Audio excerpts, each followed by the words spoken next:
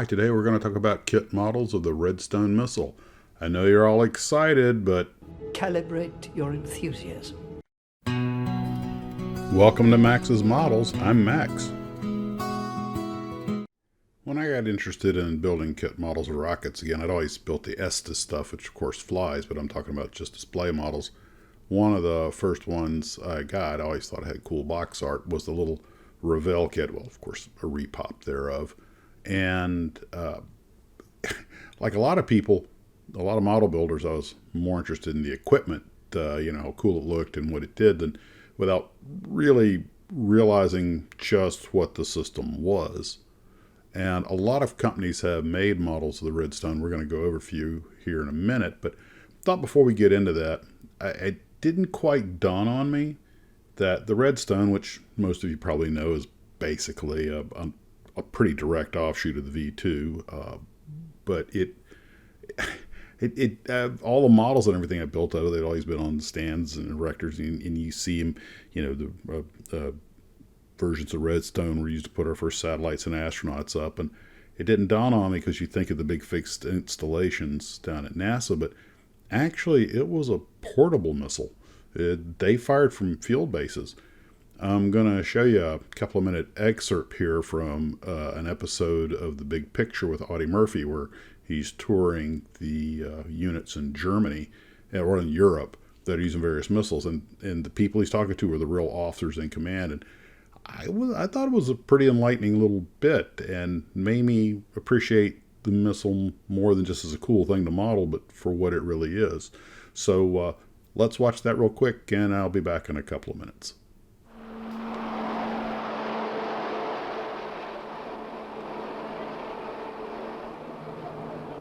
Is that a new one, Bill? It's not exactly new. The 40th Field Artillery Group started bringing them to Europe in 1958. That one's really wicked, Audie. It's the Redstone. It's Army artillery. A tactical weapon using a mobile launcher as a firing stand and directed against ground targets. Does it pack as much kick as some of the mules the 40th used to have? And then some. The Redstone is considered the Army's most powerful weapon. It's Sunday punch.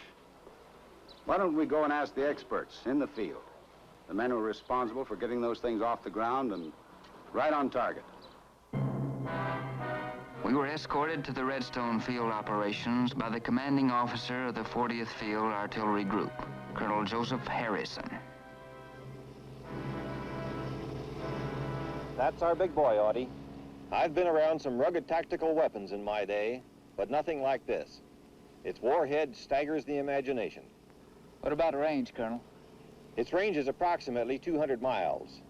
It travels at supersonic speed, and its accuracy is remarkable. How tall is that thing, Colonel?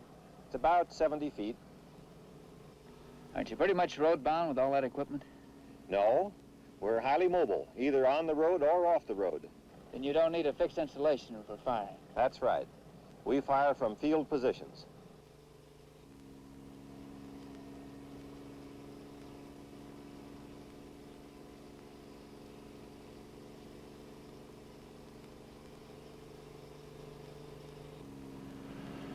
"200 miles.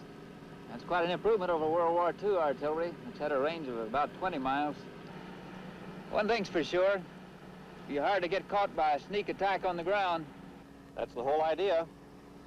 Tell me, where do you go next? We're headed south, sir. Well, then you'll undoubtedly be running into other missile units from some of the other NATO nations. Colonel Harrison, that's exactly what we intend to do. Well, I hope you guys enjoyed that and found it informative. Now, as far as the kits are concerned, there really weren't that many made of the Redstone missile, the weapon. There are a lot of them made of the Mercury Redstone, which was, of course, considered a rocket because it did not have a weapons payload to carry a person. So I'm not going to get into that one. We're talking about the weapon system, the Army missile. And the Redstone, which again was an offshoot of the V2, or an outgrowth, I should say. Probably the most popular version of the kit would be Revell's kit, and I found it to be a very simple, straightforward kit with an excellent decal sheet It built up very easily. I love having it on my shelf. Really not a whole lot to it. Easy day build. And if you can get one at a good price, grab one. They're small. They go up on, you can put things anywhere. Very small footprint. Comes with a little base and everything. I just love mine. And the next one, I guess, would be to talk about the Lodella one, which of course is the Revell of Mexico. They have a little 2-in-1 kit, has the Redstone missile and the Army Jupiter C missile, which was used for doing tests for nose cones to see if they could survive re-entry. And anyway, still cool set, same basic kit. And then of course we go over to Mach 2. Now, I didn't even know Mach 2 made one, 1/48 scale. It's going to be pretty big up there with the size of the Glencoe Explorer 1, which, again, I'm not covering here because this is about the Redstone missile, the PGM-11.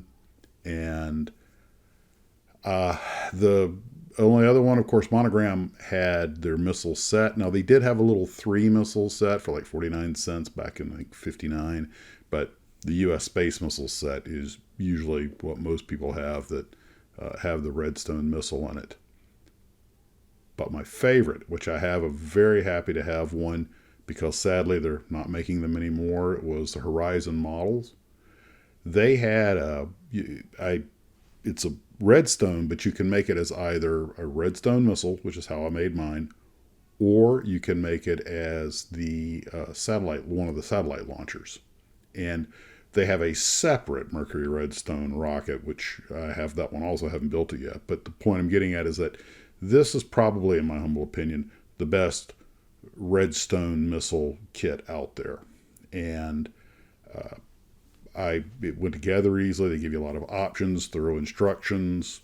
You'll have to do a little drilling on it depending on which model because you have to make it specific. But either way, that's really about all there was for kit model Army Redstone missiles. Like I say, all kinds of people making Mercury Redstones, one of the most famous rockets, and I think one of the most beautiful rockets ever made. But the Redstone is the basis for the Mercury Redstone, although the one that astronauts went up on obviously was highly modified. But the Redstone missile used the same gantries and everything for test work, and it largely developed with von Braun's team down in Huntsville.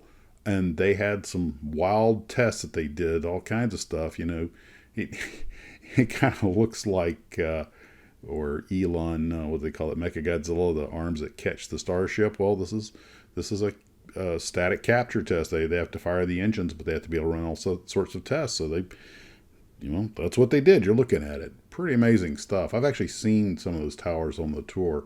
The Redstone's not that big, about 70 feet or so, depending on exactly which model. But the thing that I got out of doing the research for this little video, I was a little disappointed there weren't more kits of the Redstone rocket, but I'm not surprised. It's sadly just not that popular. I think a lot of people are losing interest in this sort of thing, and it's a shame because these missiles were important. They were the nuclear deterrent, and they could be fired from the field. Now, having said that, they weren't like the Honest John we talked about earlier that we'll be getting into in another video in a bit more detail, which, they could drive it out there with a few trucks and have it ready to go in 20, 30 minutes. This was an 8-hour preparation to fire this thing. Yes, it could fire from the remote sites, as you talked about, but you had to have all kinds of fueling trucks. There's a pretty good video about it that somebody posted a while back that he goes through some of the technical minutiae, has some film of a test firing. I'll put that in a link below because there were all kinds of support vehicles, all kinds of highly trained rocket staff and everything, which even though they're firing rockets or missiles, it's still field artillery. These are Army personnel. It's kind of odd. You think these missiles, you think Air Force or Navy, but nope, Army weapon, field artillery. Nuclear field artillery. I mean, they were going to toss an atom bomb at somebody. And, but it was no minor undertaking. And they had to do it without a gantry. And if I understand correctly, the rockets were always transported to defueled and you're dealing with all of this, super cold liquid oxygen and everything. And watch the video if you're at all interested, because he gets into some of the technical minutiae about that, and I learned a lot from it. But getting back to the models, if you want to make a really nice model, I recommend the Horizon kit. If you want a small model, get the Revell kit. I can't really speak to the Mach 2 kit because I've never built it at 1/48 scale. It would be, I believe, the largest one. Well, that's it for the Army Redstone missile. Not a whole lot to talk about. Kits are pretty straightforward. I mean, it's a rocket. The decaling, now all kinds of different decal patterns for them, depending on if you want to make a test rocket. I went regular olive drab with mine, just make it I like to make like field units ready to go. And that's the easiest by far. It's almost cheating. But if you want to make one of the test missiles, there's some pretty exotic paint schemes. Okay, I've blathered on enough, guys. You take care of yourselves. We'll talk about more Army missiles and kits later. And as always, model on.